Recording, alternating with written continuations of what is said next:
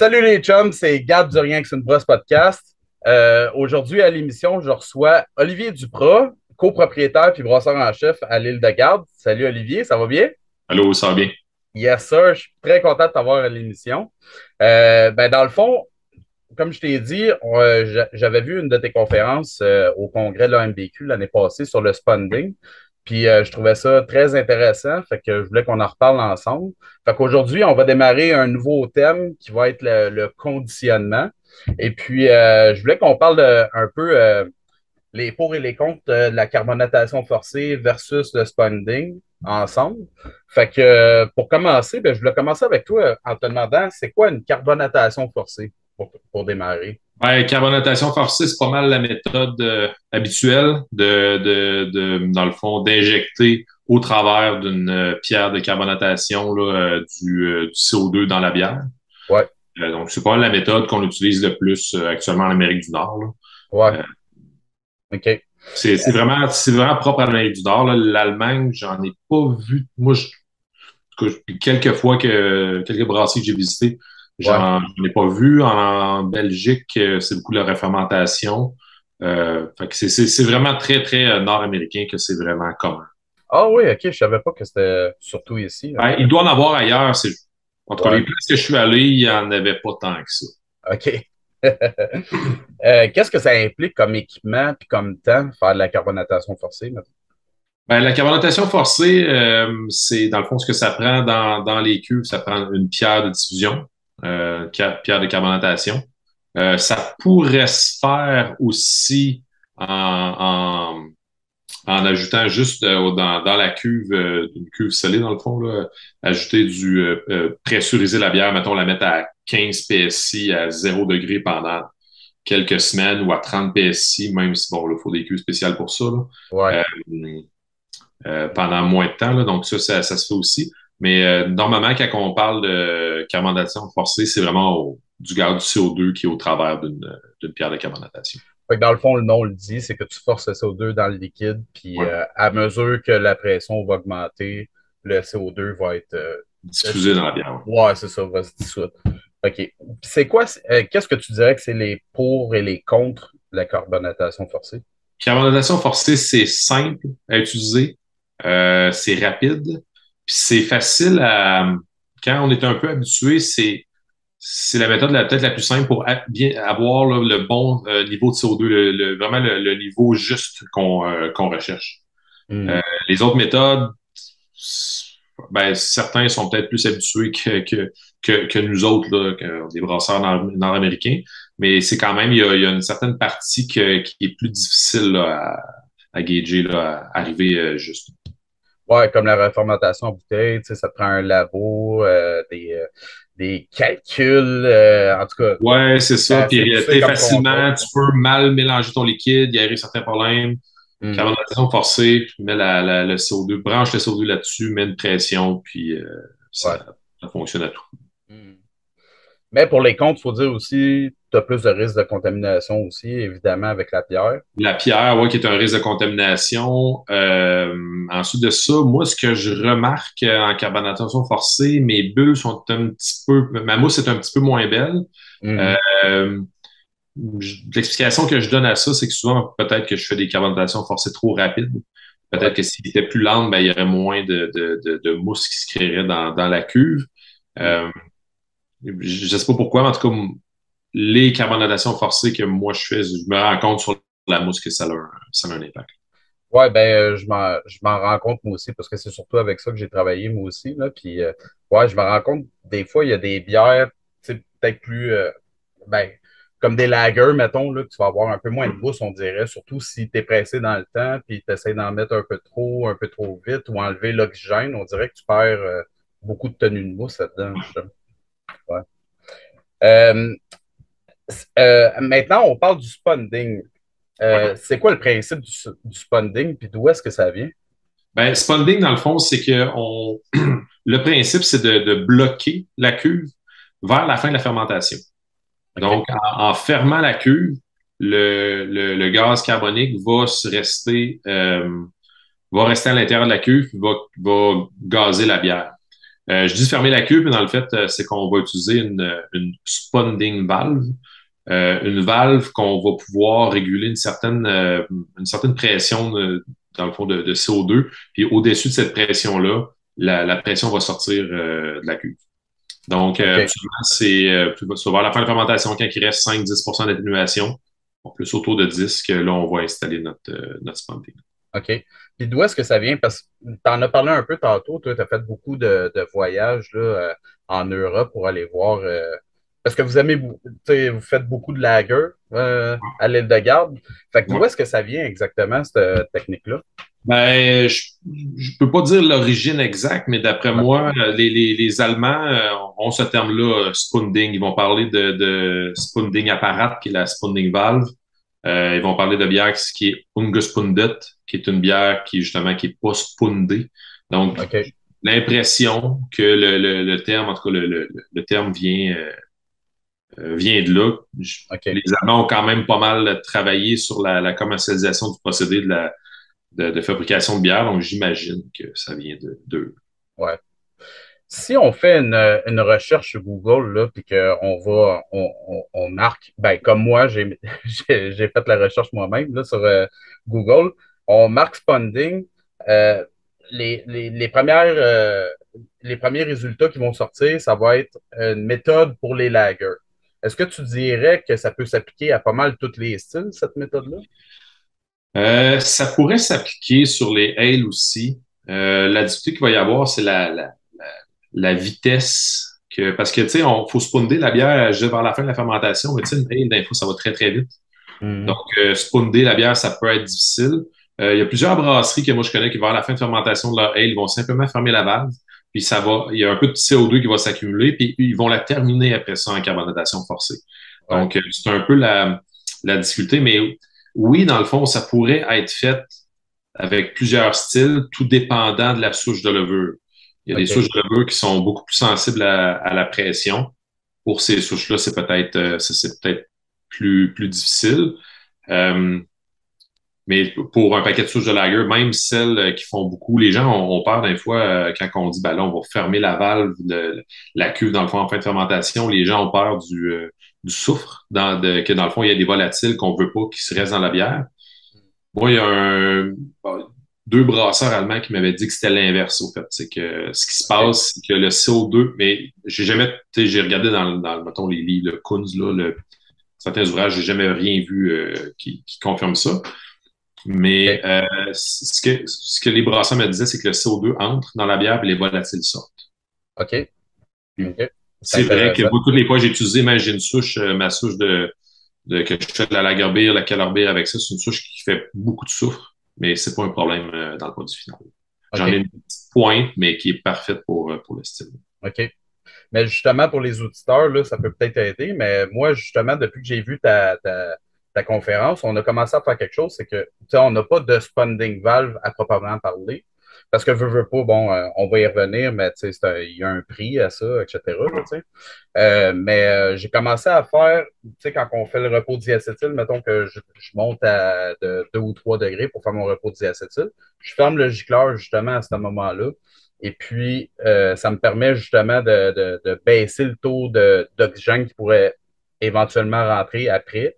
Et puis, ça aide à carbonater justement. Là, rendu en BBT, tu en as pas mal moins à aller chercher. Puis, ça peut aider pour la tenue de mouche, justement, puis tous les problèmes qui peuvent s'en suivre. Là. OK. Puis, qu'est-ce que ça implique comme équipement puis comme temps, justement? Ben, comme équipement, idéalement, ça prend une spunding valve, des valves ajustables. Là. Moi, je les prends. C'est une compagnie qui s'appelle Arcon ND aux États-Unis. Là. C'est des valves. Je pense que ça vient certaines valves d'Allemagne qui sont modifiées. Là.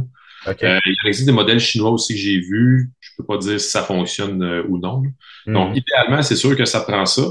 Ça serait possible aussi de faire, si on suit bien ce qui se passe dans la cuve avec un gauge à pression, là, voir la pression augmenter, puis la diminuer tranquillement. Ça arrive, moi, que simplement, je ne mets pas de spawning valve parce que je le sais que, mettons, que mon timing est pas bon, puis je suis pas mal vers la fin de ma fermentation. Je vais la fermer, la valve. Je vois la pression augmenter. Bon, habituellement, au master, je le sais que ça augmentera pas trop, mais ça m'est déjà arrivé que ça monte plus. Je fais juste ouvrir la valve, sortir le surplus de pression.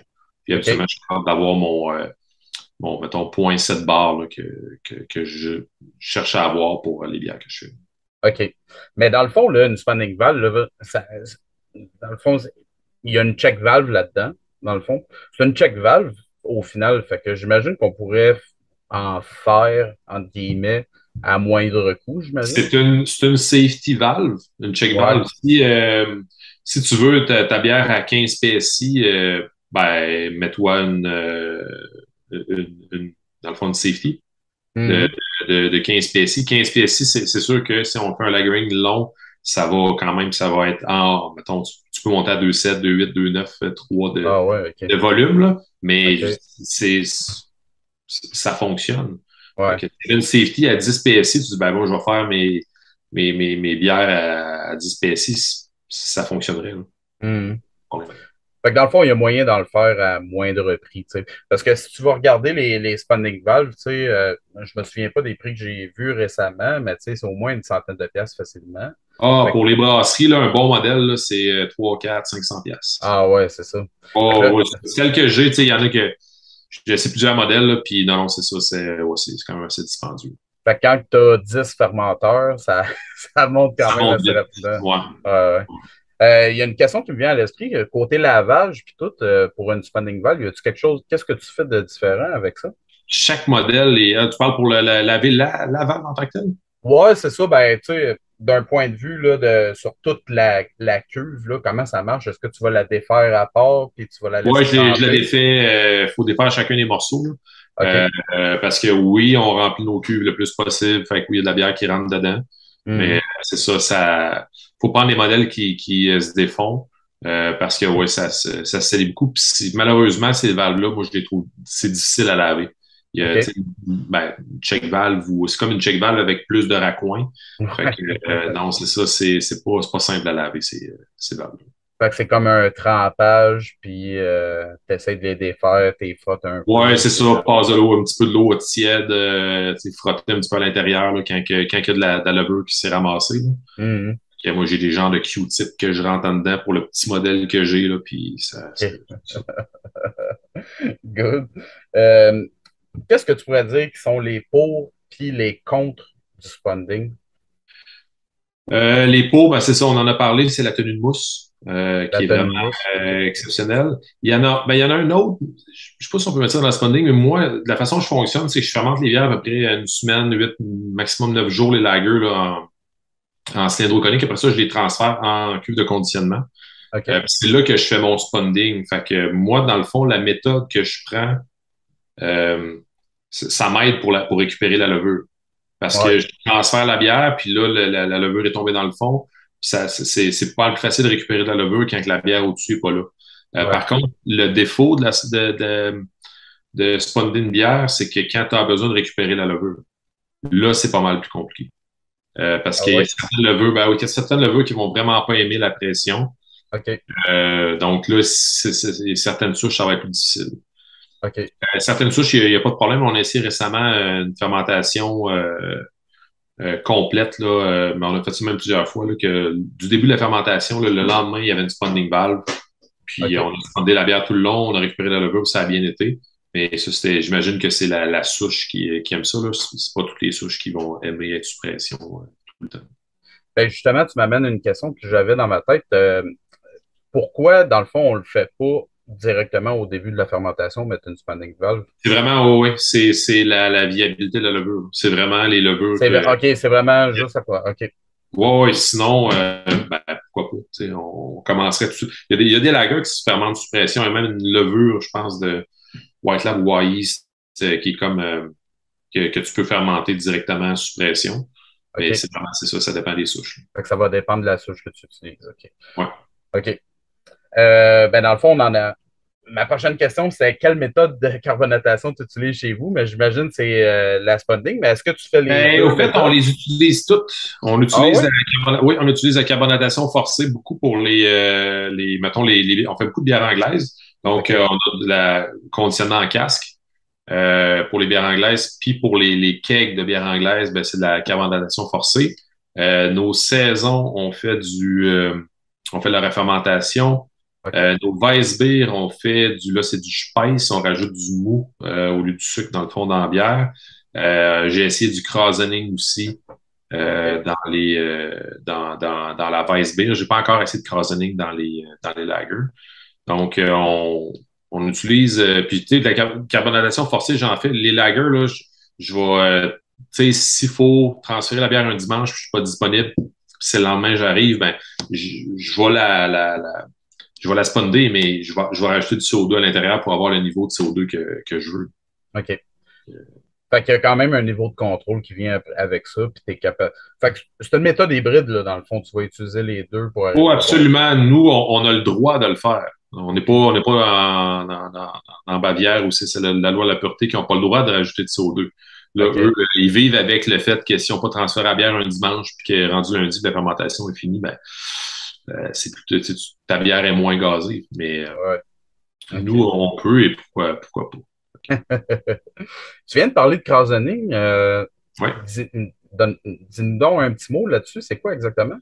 Ben, le Krasening, c'est de prendre une bière en high Krasen, là. Ça serait qui est en bonne fermentation, là, généralement une lager, puis d'en ajouter, j'ai pas les chiffres exacts en tête, mais c'est en autour de 5-7%, là, tout dépendant de la bière, puis d'en mettre dans absolument, on va mettre ça dans une lager au début du lagering OK. pour faciliter à avoir un lagering plus rapide. OK.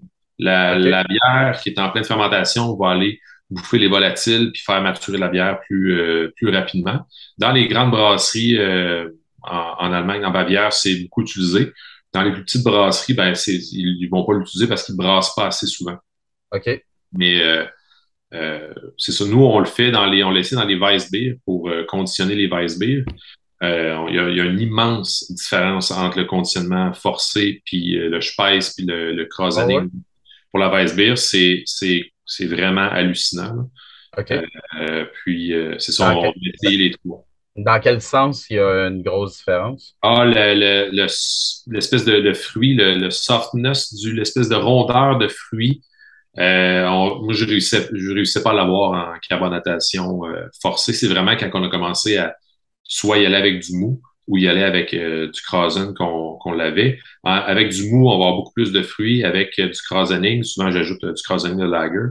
Puis ça donne vraiment une Weissbier vraiment plus douce, vraiment très, très balancée, mais que peut-être, à mon avis, qui me manque un petit peu de fruits à mon goût à moi. OK. Mais si on a tout essayé les méthodes, c'est vraiment, c'est ça. OK. C'est la bière que moi j'adore, là, fait que je m'amuse à essayer de travailler ce style-là. Ouais, ben c'est hot. Tu fais beaucoup d'expérimentation. C'est intéressant, ça. C'est quoi ton procédé? Parce que là, dans le fond, tu m'as parlé que tu vas transférer tes lagers en cuve de garde, puis là, tu vas mettre la spunding valve. C'est quoi le procédé en termes de température, le moment, les contrôles que tu vas faire, etc.? Ben, au fait, je peux donner l'exemple de la Lagerbier, là. Donc, la Lagerbier, c'est une levure que j'utilise beaucoup, là. C'est une levure de Kellerbier là, que j'ai pris dans un lab allemand là, qui m'a dit pas mal OK. celle-là qu'ils prennent. Fait que c'est toi avec ça. Fait que c'est une levure qui n'a pas besoin de diacétylrest, qui reste assez en suspension, qui fait quand même pas mal de souffle. Fait que ce que je fais, je fermente. Cette levure-là, elle aime bien ça fermenter autour de 9 degrés. Fait que je pitch à 8 degrés, fermente à 9 degrés. OK. Puis quand je suis rendu à 65-77%, des fois 70, si je passe droit, d'atténuation, on transfère en cuve de conditionnement. Hmm. Puis c'est là que je mets ma spawning valve. Je la mets autour de 0,7 OK. bar. OK. Fait que là, c'est ça, il me reste à peu près 5 à 10% d'atténuation. Fait que là, je vais aller diminuer ma température tranquillement. De 9 degrés, je vais aller jusqu'à 6 degrés. Puis là, je vais attendre que la fermentation se termine. Quand la fermentation est terminée, je descends ça tranquillement, là. Quand je dis tranquillement, c'est un demi degré par jour. Ça OK. devrait être un degré, mais mon glycol la fait descendre trop. Fait que OK. je vais vraiment tranquillement un demi-degré. J'ai déjà eu des surprises là, que ma levure, elle n'aime pas ça descendre de 2-3 degrés par jour. Fait que je vais tranquillement. C'est ça, je OK. descends ça à 2. J'ai encore l'activité. J'ai encore souvent ma spawning valve. Je vois qu'il y a encore de quoi qui se passe, même à 2 degrés, pendant quand même une assez longue période de temps, quand peut-être 2 jours avant l'enfûtage où je vais la mettre à 0 degré. OK. Puis, Habituellement, je finis moi, je cherche des bières alentour de 2,2, 2,3 OK. de volume pour ce style-là. C'est déjà plus que qu'est-ce que le style original là, en Franconie. Mais je suis à l'aise avec ce style-là. Les clients, je pense qu'ici, sont quand même plus habitués à avoir un petit peu plus de bulles. Hmm. Que je joue à ce niveau-là. Fait que là, ça veut dire, dans le fond, qu'il y a quand même beaucoup de contrôle autour de ce procédé-là. Tu sais. Fait que tu peux pas arriver une journée, mettons, et dire Ah, je vais la transférer demain, mon corps est fini. Là, Ouais, tu sais. c'est ça le plus gros problème. Puis, tu sais, il y a plein de bières que je réussis pas, qu'on va pas réussir à mettre la sponging assez vite. Tu sais, il y a une bière maintenant qui est en cube de conditionnement, puis ben, là, on n'a pas le choix de la laisser. Avec cette bière-là, la bière qui est en fermentation, qui était censée aller dans le cube de conditionnement, ben, Mhm. elle, je ne pourrais pas la sponder parce OK. que j'ai pas de cuve de libre. Tu sais, c'est ça la grosse difficulté. Il y a des bières aussi, tu sais, quand ma fermentation est trop lente, mettons, je commande un pitch, puis que finalement, le pitch n'est pas en très grande forme, je mets ça dans la bière, puis je me rends compte que là, ça va très lentement. Ben, quand ma fermentation est lente, ça veut dire que si, mettons, j'arrive à 65% d'atténuation, puis je la transfère dans une autre cuve, c'est pas dit qu'il va y avoir assez de levure dans le fond de ma cuve pour la récupérer. Fait que là, il faut que j'attende que la fermentation se termine, puis que toute la levure que la levure se dépose pour pouvoir faire ça. Fait que, tu sais, il y a quand même des moments où avant, je les faisais, j'essayais vraiment de les faire pour toutes, puis là, je me rends compte que, ben, tu sais, si je peux pas récupérer ma levure, c'est plus problématique encore. Fait que, tu Ouais.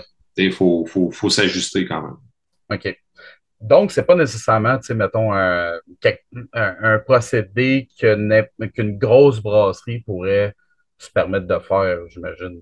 Parce que, Ben, non, j'ai l'impression que oui. Des grosses ouais, brasseries qui ont des chiffres de fin de semaine, qui ont du contrôle ah qualité, ouais, qui se fait à tous les jours, c'est juste ça que ça prend. Parce ouais. que maintenant, tu fermes ta valve, puis, tu sais, puis fait que ça fonctionnerait, là. Mhm. Parce Ouais, que dans le fond. tu sais, les brasseries en Bavière, c'est pratiquement ben, tout le monde qui fait ça. Ils OK. peuvent quand même, eux autres, tu sais, les grandes brasseries ont des systèmes de récupération de CO2 qui peuvent après ça réinjecter dans la bière. Ouais. Qui ont cette twist-là, mais parce que vu que c'est le CO2 qui vient de la fermentation de la bière, ils ont le droit de l'utiliser. OK. Et grosso modo, moi, ce que j'ai vu, c'était beaucoup en Europe, en République tchèque aussi, c'est du spawning là, pour la gazéification. OK. OK. Euh, un brasseur qui veut démarrer une microbrasserie, tu lui dirais d'aller vers quel procédé exactement?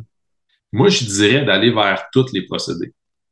C'est, tu sais, je regarde, tu sais, ça fait quoi, 8 ans que l'île de Galles est ouvert, ça fait 6 ans qu'on brasse. Moi, j'ai commencé, c'était toutes des carbonatations forcées, puis Hmm.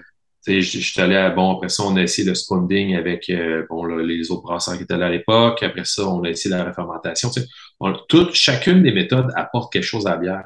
Puis on est rendu tellement dans un tu sais, pour se démarquer maintenant, là, de la bonne bière au Québec, là, il y en a. C'est incroyable comment tu sais, à quel point il y en a. Mais là, c'est rendu, les clients sont de plus en plus aguerris. Hmm. Puis, c'est par le conditionnement qu'on va aller chercher, entre autres, tu sais, beaucoup de différences au niveau de la texture. Donc, en utilisant du spawning valve, de la carbonatation forcée quand on a besoin, de la refermentation en fût, la fermentation avec du mou, toutes ces méthodes-là apportent certaines choses différentes à la bière, puis on est rendu à aller vers ces détails-là. Donc, moi, ce que je dirais au brasseur, c'est il n'y a pas juste la carbonatation forcée dans la vie. Il y a bien d'autres méthodes, puis je pense qu'il faut les regarder, il faut les tester, puis on peut aller chercher beaucoup de chacune de ces méthodes. Ça serait intéressant de faire des épisodes plus longs là-dessus, justement, parce que, tu sais, en point de vue d'information autour de toutes ces autres méthodes de conditionnement-là, il n'y a pas tant d'informations qui viennent d'ici. Tu sais, ça pourrait être Ouais. intéressant d'approfondir ça. Ouais. Est-ce qu'il y a d'autres. Ben là, on a parlé justement de plusieurs d'autres moyens de carbonatation, conditionnement. Est-ce qu'il y en a d'autres lesquels tu dirais qui valent ces deux méthodes-là puis qui devraient être plus approfondies par l'industrie de la bière, de la microbrasserie? D'autres méthodes, tu veux dire, à part le spawning puis le forcé? Ouais, ouais. Ben, c'est la refermentation, tu sais, que ce soit par du mou, par du sucre. Ça change quand même, tu sais. la bulle est souvent plus, je serais pas plus grosse, mais un petit peu plus agressive avec le sucre. Donc, ça donne quand même pour certains styles, moi, les saisons, j'aime beaucoup ça faire ça, là, les refermenter en fût. Ça donne, c'est ça, une espèce de mousse plus riche, puis des bulles plus intenses. Mm. Puis surtout, c'est que, tu sais, si on va vers la refermentation avec un sucre, ça change aussi la bière. Ouais. Tu sais, la bière, elle refermente, elle conditionne avec du sucre. Donc, je pense que cette méthode-là, tu sais, ça aide à avoir un produit qui est différent. Mm. Ben, justement, parce que il n'y en a pas tant que ça qui en font de la refermentation. Peut-être il y en a beaucoup qui vont le faire sporadiquement, là, Ouais. mais il y a le plus gros, comme ce que j'en Ouais. ai de moi, d'une hébrou. Il y a Charlevoix, mais il n'y en a pas tant que ça. Fait que moi aussi, j'ai l'impression que ça devrait être un peu plus approfondi par l'ensemble des microbrasseries. Ouais. Ben, c'était très intéressant tout ça. Merci infiniment de nous avoir partagé ton expérience. Ben, de rien. As-tu des plugs pour l'île de Garde? Qu'est-ce qui s'en vient pour vous autres? Ah, qu'est-ce qui s'en vient, nous autres? C'est le premier samedi de décembre. J'ai pas la date exacte, j'ai le 2 décembre en tête, mais c'est le party de bureau. OK? C'est un gros événement de collaboration où ce qu'on invite moi, je vais faire une couple de collabos avec des différents brasseurs. Puis sur le menu va être exclusivement composé de bières de collaboration. OK? Puis c'est ça, on invite là, certains des brasseurs qui ont été impliqués vont être là. Donc, de midi à 2, là, pour des gens d'industrie. Puis à partir de 2 heures, là, c'est pour le public. On va avoir un band sur place. C'est vraiment le party de bureau, là. Le OK. party de Noël qu'on a fait la dernière fois, c'est avant la pandémie. Ouais, Donc, exactement. on a vraiment hâte à cet événement-là. Je pense que c'est notre événement préféré OK. à moi et mes partners. Là. Fait que, OK. ça risque d'être un méchant beau party. C'est quelle date tu nous as dit? Premier samedi de décembre, Premier samedi de décembre. OK. j'ai en tête le 2, OK. 2 décembre. Écoute, je vais même le confirmer pour être certain. C'est le Le 3, OK. 3 décembre, samedi le 3 décembre. Ah, j'ai Ouais. y aller à Montréal, mais peut-être que je vais faire une exception cette fois-là. Ah, ça va. Yes, sir. Bon, ben, merci encore infiniment d'avoir participé. Puis, Ben, à vous autres, les auditeurs, je vous dis à un prochain épisode. Cheers!